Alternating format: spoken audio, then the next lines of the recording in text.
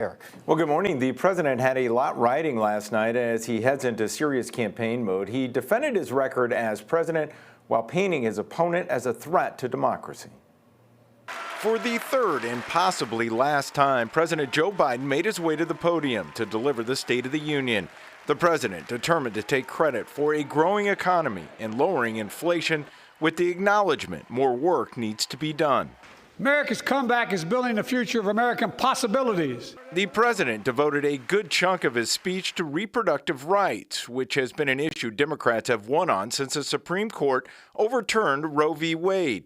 He also wants to protect IVF, both issues he hoped would not only galvanize his base, but expand it to take both houses of Congress. If you, the American people, send me a Congress that supports the right to choose, I promise you, I'll restore Roe v. Wade as the law of the land again.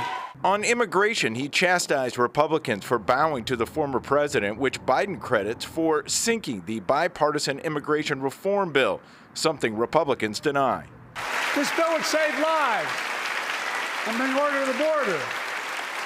It will also give me and any new president new emergency authority to temporarily shut down the border when the number of migrants at the border is overwhelming. On foreign policy, the president praised NATO and vowed unwavering support for Ukraine. My message to President Putin, who I've known for a long time, is simple. We will not walk away.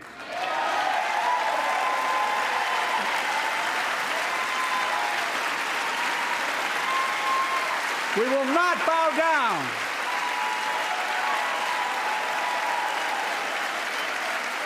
I will not bow down. He defended Israel's right to defend itself against Hamas, but not at all costs, promising to build a temporary port to help get humanitarian aid to the innocent people caught in a war zone. Israel must allow more aid into Gaza to ensure humanitarian workers aren't caught in the crossfire. And they're announcing they're going to have a crossing in northern Gaza. To the leadership of Israel, I say this. Humanitarian assistance cannot be a secondary consideration or a bargaining chip.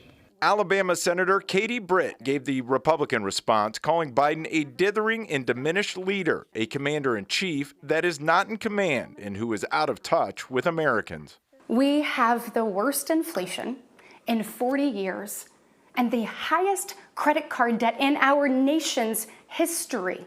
Let that sink in. Hardworking families are struggling to make ends meet today. And with soaring mortgage rates and sky-high childcare costs, they're also struggling to how to plan for tomorrow.